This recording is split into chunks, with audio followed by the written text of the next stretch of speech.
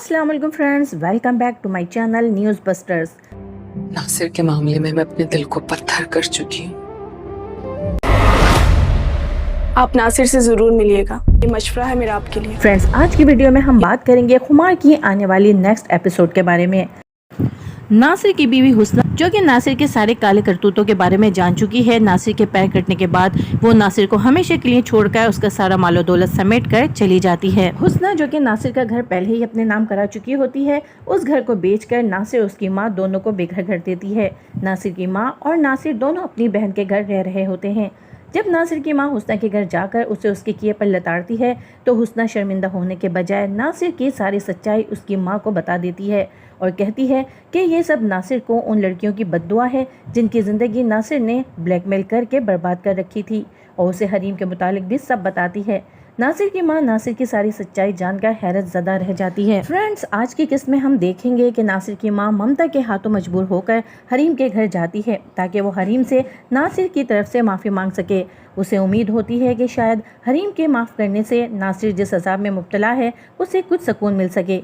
लेकिन जब नासिर की माँ हरीम से कहती है कि वो नासिर को माफ़ कर दे तो हरीम कहती है कि नासिर ने मेरी ज़िंदगी बर्बाद कर दी है और मैं उसको कभी माफ़ नहीं करूँगी, और नासिर के मामले में मैंने अपना दिल सख्त कर लिया है। जिस पर नासिर की माँ उससे कहती है कि तुम सिर्फ एक बार नासिर से मिल लो, नासिर को मिलने के बाद तुम उसे माफ़ करने पर मजबूर हो जाओगी, क्योंकि अल्लाह ताला ने उसे दुनिया में ही उसके किए की सज़ा दे दी है। दूसरी तरफ नासिर फाइज को फ़ोन करके उससे भी इल्तिजा करता है कि वो बस एक बार उससे आकर मिल ले, क्योंकि उसके पास अब ज़्यादा टाइम नहीं है और वो फाइज को सारी हकीकत बताना चाहता है। फाइज नासिर से मिलने पर राज़ी नहीं होता, जिस पर उसकी बहन लाइबा उससे कहती है कि आपको नासिर से एक बार ज़रूर मिलना चाहिए। लाइबा, जो कि जानती है कि हरीम एक बहुत अच्छी लड़की है और वो दिल से चाहती है कि माँ की साजिशों की वजह से फाइज का घर और उसकी ज़िंदगी दोनों बर्बाद ना हो। लाइबा फाइज को ये भी बताती है कि हरीम घर से जाते हुए अपनी कोई भी चीज़ लेकर नहीं गई थी। मम्मा ने उनसे ये झूठ कहा था कि हरीम जाते हुए अपनी सारी चीजें लेकर गई है। फाइज जब रूम में जाकर देखता है तो वहाँ पर वाकई उसे हरीम की सारी चीजें मौजूद मिलती हैं। फाइज सर पकड़कर बैठ जाता है कि आखिर मम्मा ने उससे झूठ क्यों कहा था।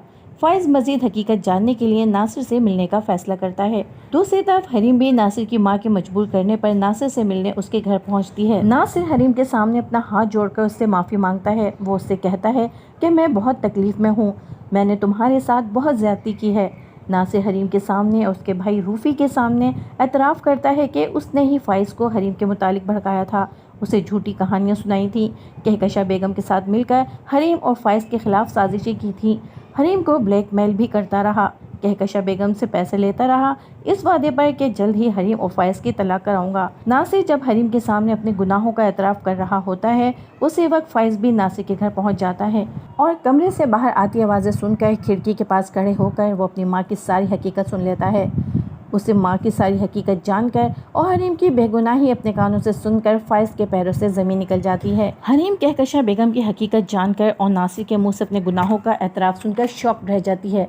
उसे यकीन नहीं आता कि कोई माँ अपने बेटे के खिलाफ इस हद तक भी जा सकती है और कोई पैसों की लालच में आकर इस हद तक भी गिर सकता है। नासिर के मुँह से सारी हकीकत सुन लेने के बाद हरीम के लिए वहाँ मज़ीद खड़ा रहना मुश्किल हो जाता है।